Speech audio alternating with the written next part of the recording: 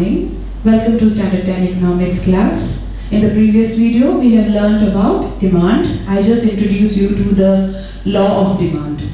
So the law of demand states, everything being equal, other factors being equal, price and demand moves in the opposite direction. So it clearly indicates or it establishes an inverse relationship between demand and price. It clearly indicates the direction in which the demand is moving and not the magnitude. And the law also assumes that other factors influencing demand remain constant. They don't change. Only two variables, that is price, which is an independent variable, demand, which is a dependent variable, they are changing. So today we will continue with the change in demand. Now there are two types of change in demand. We have the movement along the same demand curve, which is known as the change in the quantities demanded. Now the movement of the consumer demand moves along the same demand curve when there is a change in price. If the price increases or it decreases, there will be a corresponding decrease and increase in price. And you can see it along the same demand curve. The other form of or other type of change in demand is the shift of the demand curve or shift in demand curve, which is caused due to the change in demand. It's also known as change in demand. Movement along the same demand curve is called as changes in the quantities demanded because of the price. It is caused due to price. Price is increasing, quantity demanded will decrease. Price is decreasing, quantity demanded will increase. So this is because of change in price. Over here, there is shift. Demand curve tends to shift because there is change in demand, and here it is due to other factors influencing demand. So in this case, that is when the demand curve tends to shift to the right or to the left, price remains constant. Price is constant. Like for example, Baskin Robbins. I'm giving you the same example of ice cream because we all love ice creams and it is summertime, isn't it? Now if one scoop of Baskin Robbins is available for 180 rupees and if my finances don't permit me, just because I love it, I will buy one scoop. But if my income increases, look, I have taste and preference for the ice cream, my income has also increased. So what will happen? I will buy 2 or 3 scoops. So quantity demanded will increase. Price remains the same. Earlier it was available for 180 rupees, today also it is available for 180 rupees. So that will be the shift in the demand curve. The quantity demanded will increase. So let us have a look at the movement along the demand curve. What does that mean? So here we have P1. This is commodity X, we can say.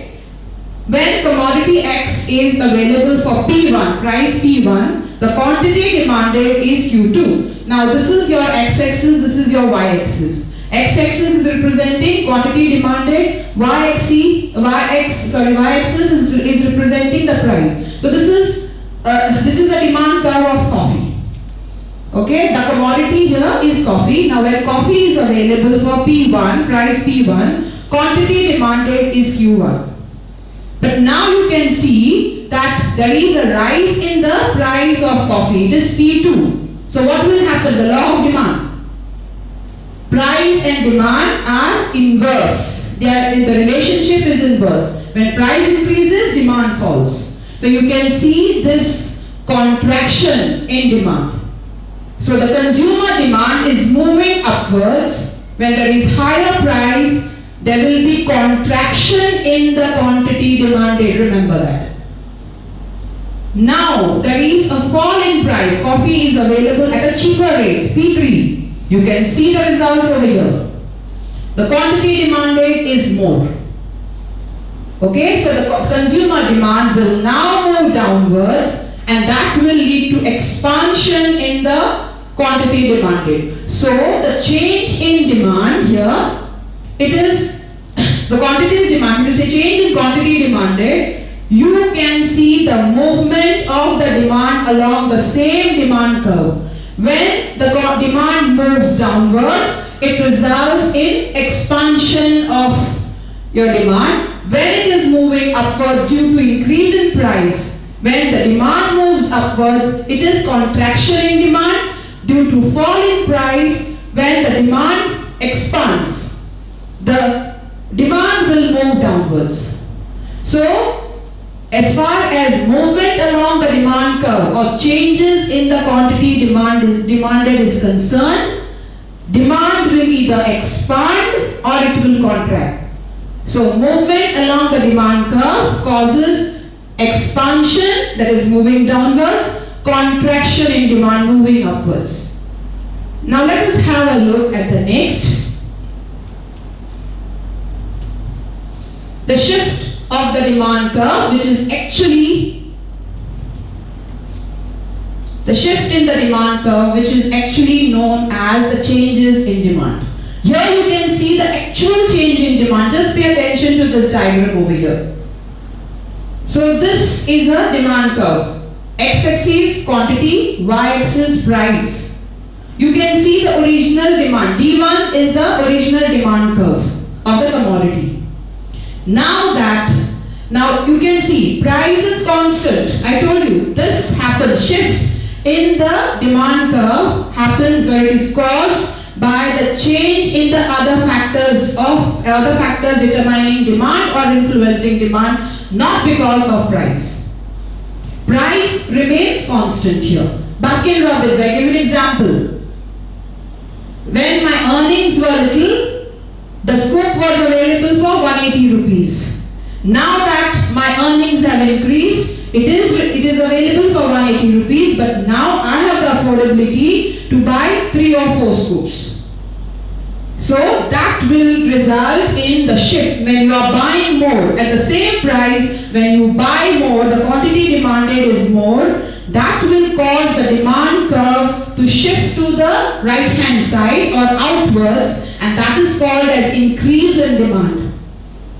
If owing to your change in taste and preferences, I loved mangoes earlier, now I don't love them, I'm not buying them. The price is 200 rupees. Mangoes are available for 200 rupees a dozen, but yet I am not buying them. There will be so many people like me who will not buy them. Demand has decreased.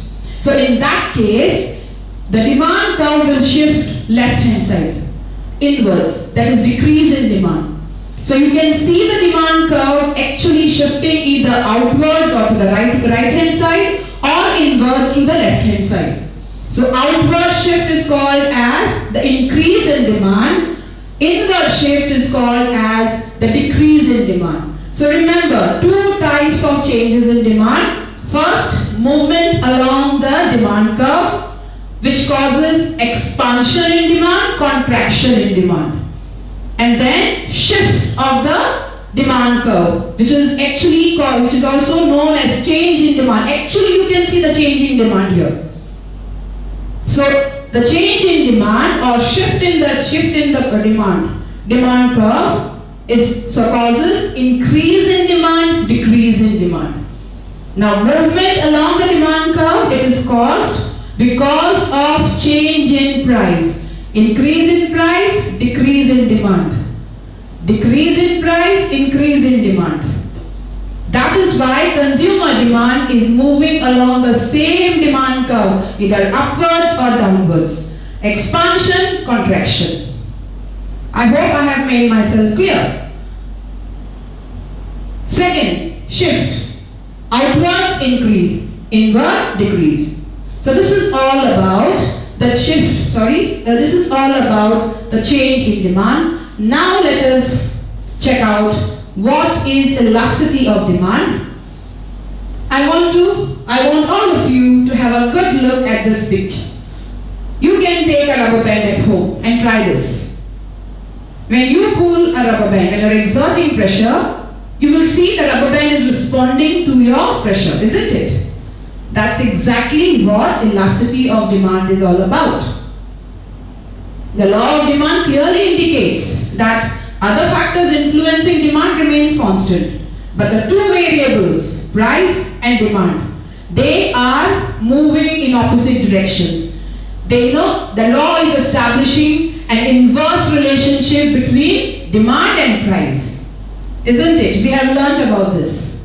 So that's exactly what you can see over here in elasticity of demand. That is whenever, so what is elasticity of demand? To be very simple, okay, let's make it very simple. Then we go to the technical definition. It is when there is an increase in price, any change in price, the way demand responds to it, okay, that is called as elasticity. It is like, the change in the demand in response to the change in price.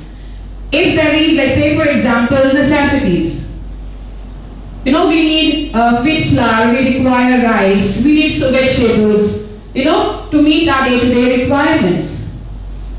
Now, a couple of months back, onions were very expensive.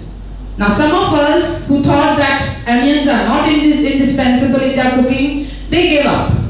They stopped buying onions. But some of us felt like, how are we to cook without onions? So, despite of onions being sold for 120 rupees or even 180 rupees, people were buying.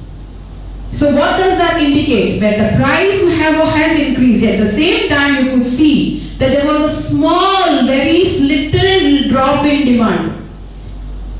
There was literally, I feel, onions were 200% expensive, but only we could see that there was a 5% drop in demand.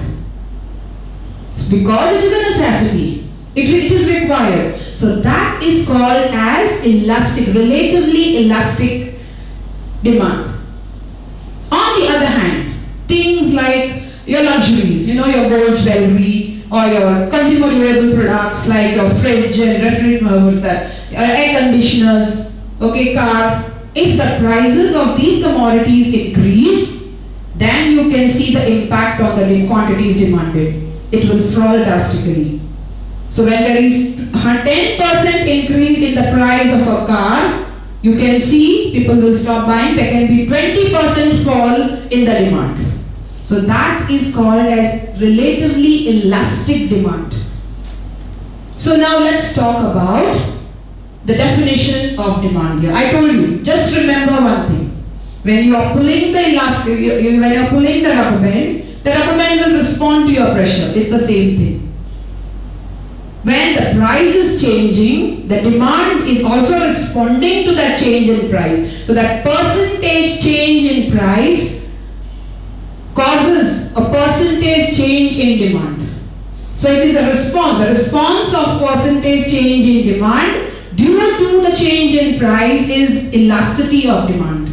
So here we have a definition. It is the ratio. I have underlined the word ratio. It's very, very important.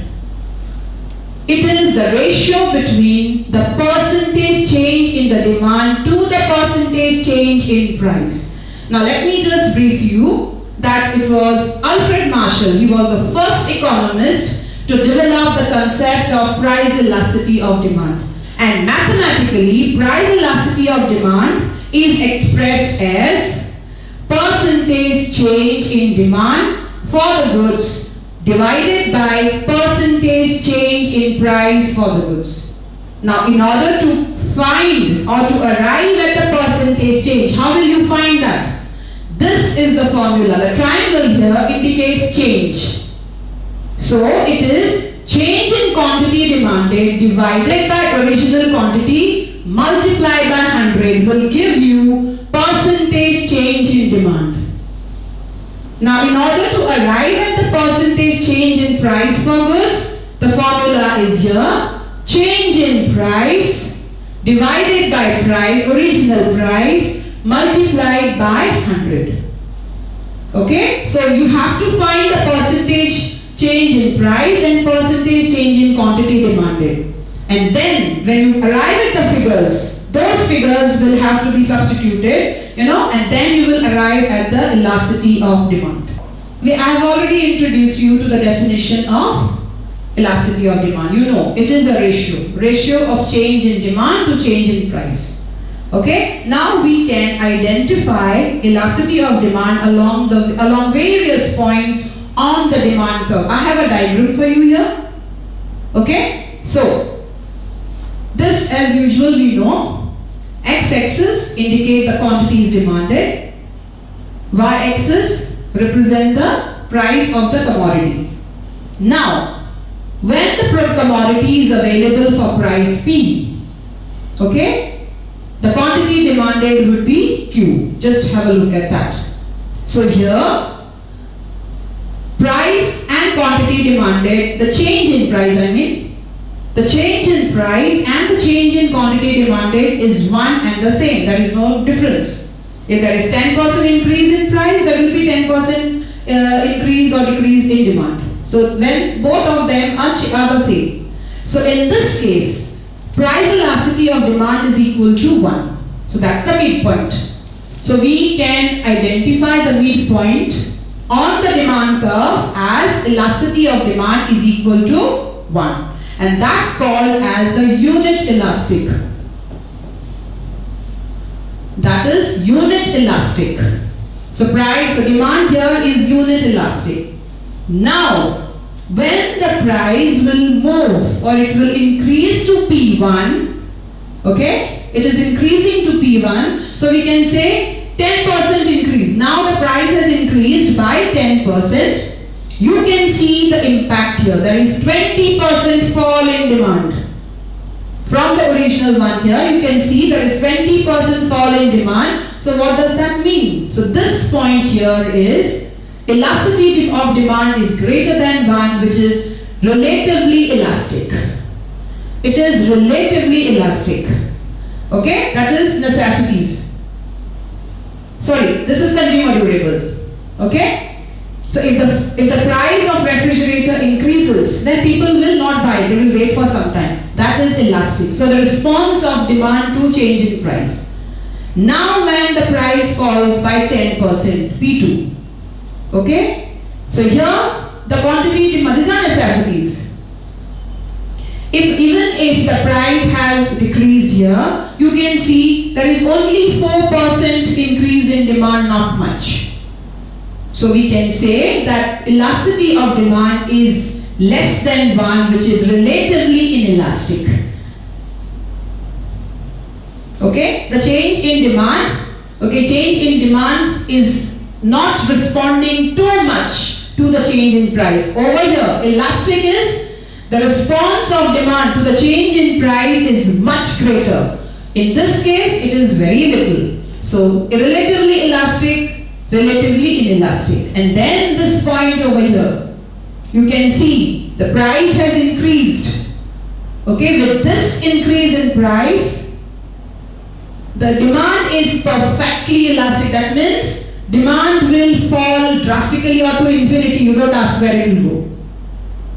Okay, so that is why we have elasticity of demand is equal to infinity. This is a sign for infinity. Perfectly elastic. Airlines, examples. When airlines increases their airfares, they face this problem. Demand for their air tickets fall completely. So it is perfectly elastic. And last is the point over here. Irrespective of the increase in price, the quantity demanded will remain the same. So the demand curve is vertical. So here, elasticity of demand is equal to 0. It is perfectly inelastic. Salt. Whether the price of salt is more or whether it is less, doesn't matter. We need it. It is indispensable in our kitchen. Isn't it? So, that will be perfectly inelastic demand. So, I hope you have understood the concept of elasticity of demand. I have just now shown you a diagram, and we know that we can identify elasticity of demand along the demand curve at various points. So here I have a description chart for you just to recollect whatever we learned earlier. So we spoke about elasticity of price elasticity of demand is equal to infinity, which means it is perfectly elastic. I have given an example of airlines. When there is a tremendous increase in price of airfare, you can actually see the drastic drop in demand. That is to infinity. We don't know how much it is. So this is perfectly elastic demand. You can see it. When the next is elasticity, price elasticity of demand is equal to 0. This is perfectly inelastic. That is, example would be salt. Whether the salt is expensive or it is not, it is indispensable in the kitchen. So, demand, the quantity demanded would be perfectly inelastic. So, price elasticity is equal to 0 is perfectly inelastic.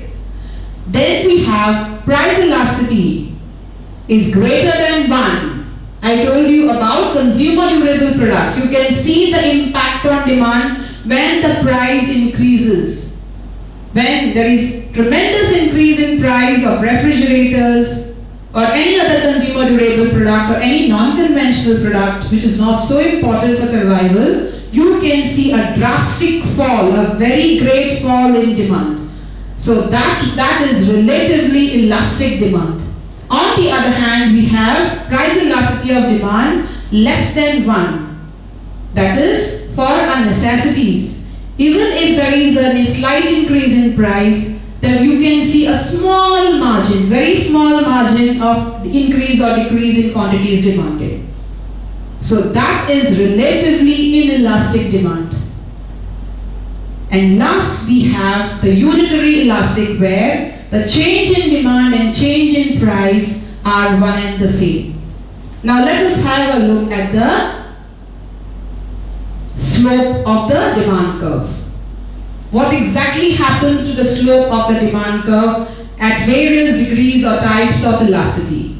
Let's begin with elastic, relatively elastic demand, where the price elasticity is greater than 1. You can see the change over here.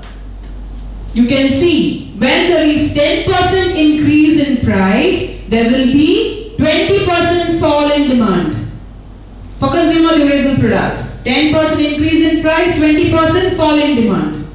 So when you draw the demand curve, it is flat.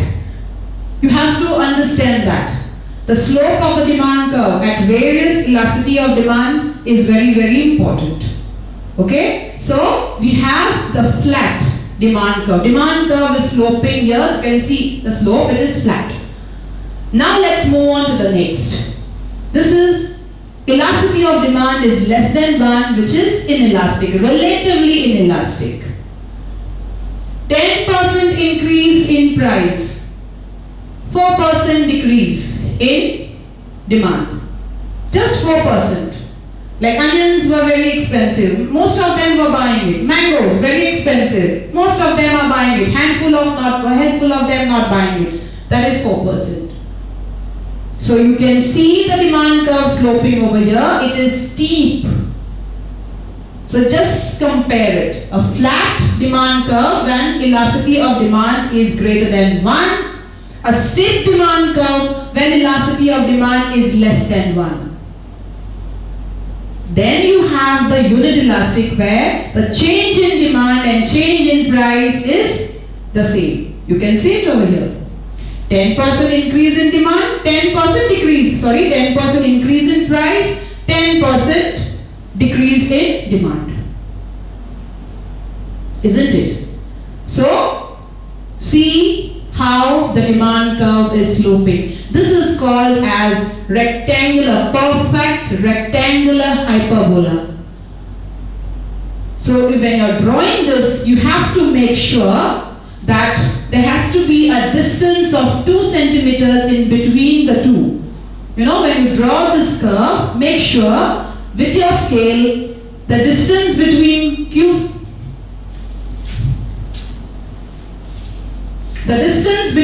Q1 and Q2 should be exactly 2 centimeters so that you get the perfect rectangular hyperbola.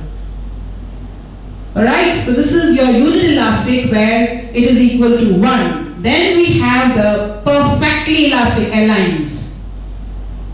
Tremendous increase in the airfare, drastic drop till infinity in demand. So you can see 1% increase and the fall in demand, totally 0. Okay, so you can see the slope. It is horizontal. This is elasticity of demand is equal to infinity. Just have a look at the sign. It is infinity. So this is perfectly elastic. So demand responds perfectly to the change in price. And then last we have the salt, perfectly inelastic. Even if there is an increase, medicines also we can take an example here. Even our medicines become expensive, we have no choice, we have to buy it. So even if there is a 10% increase in price, you can see the demand curve is vertical. Elasticity of demand is equal to 0, perfectly inelastic, no response. Little will be there, but okay, it is perfectly inelastic, it does not budge from its place, so it is vertical. So let's revise the curves again. As far as relatively elastic demand is concerned, the slope of the curve is flat. Relatively inelastic demand, slope of the curve is steep. Unit elastic, it is perfect rectangular hyperbola. Remember that this slope is called as perfect rectangular hyperbola. And perfectly elastic, the curve is horizontal. Perfectly inelastic, that is elasticity of demand is equal to 0, it is vertical. Now let us just check out. I hope I have made myself clear here. Let's check out the factors determining the price elasticity of demand. Availability of substitutes. If there are too many substitutes available, like for example, take ice creams only. I love ice cream, so I am giving examples of ice creams. There are different brands of ice cream, isn't it? So you have too many substitutes. So that is the reason why where there are several substitutes, demand, price elasticity is elastic. You must have heard that Crimbel ice cream, the management has decided to close down because there is no demand for their product. The competition has intensified. Okay, so that is elastic demand. On the other hand, if substitutes are very few, you don't have too many substitutes, then probably it is inelastic demand. The next factor influencing elasticity is the nature of goods. I have already spoken to you about it. I don't think I need to repeat it. You can see it for yourself. Necessaries, demand is inelastic. Whether the price increases or it doesn't, we have to buy those goods. So demand will always remain inelastic. Luxuries, yes, of course, we don't need them. They are not so important for survival. So it can be elastic. Okay, so demand is elastic as far as luxuries are concerned. Now share in consumer's budget. If the share is insignificant share, okay, then it is inelastic. Salt, for example, inelastic, doesn't change, we need it. And if it really makes a difference to us, okay, mangoes, shelling out 1,500 per dozen, it really does matter to me. So, elastic demand. You can see the drop in demand, right? Then we have habits. If you are habituated to something, then you will always buy cigarettes. People who smoke, for them cigarettes are indispensable. So even if they are available for a higher price, they will not change their quantities that they demand. So it is inelastic. For a non-smoker, it's of no use. Or someone who's occasionally smoking, it's okay. So if the price increases, he can stop buying them. So that is elastic. The next is the number of uses. If a commodity can be put to several uses, sugar, it can be used for so many things, for confectionaries. You can use it at home to make tea, to make all your mithai or sweets. You can put it to several uses. So the demand for sugar would be inelastic. Whereas if the number of uses are very few, you cannot use it for so many different things, then it is elastic. The next is income of the consumer. It plays a very important role. If the income is high, then it doesn't make a difference if the price increases or it decreases. I'm going to purchase whatever I want. So the demand will be certainly inelastic. So if my income permits me, I can buy 4 or 5 scoops of Baskin Robbins. So demand is inelastic. But if it does not permit me, my income is low, then it is elastic. I can either buy 1 scoop or not buy it completely. The last two. Postponement of consumption. If it is possible for us to postpone our consumption, we can, because the price is high at this moment, we can think of buying the commodity, like say a refrigerator. Okay? Because it is very expensive now, we are waiting. Now even mobiles for that matter, okay, what do? We wait for the price to fall. So at this moment, it's going to be elastic demand. But if we cannot postpone, it is indispensable, we want it, okay, then the demand will be inelastic. And last but not the least is the time factor. Okay, time, demand and time, they go hand in hand. It is always with respect, the flow of demand is always with respect to time, the moment. So if there is any increase in price for a very short term, okay, then probably people will understand and it's going to be inelastic. Like sanitizers, at this moment we require that. So even if it is expensive, we are buying it. So demand for sanitizers is inelastic. But if it persists like this for another 3 or 4 or 6 months, that is long run, then probably people will start making sanitizers at home and the ready-made ones that are available in the market will have to face an elastic demand. So I mean to say a fall in demand, and that's how in the long term, as if at all it continues for a very long time, the price continues to be high for a very long time, then people will make up their decisions and the demand will be elastic. So these are the factors influencing price elasticity of demand. I hope you have understood the concept well. Goodbye for today. Thank you so much.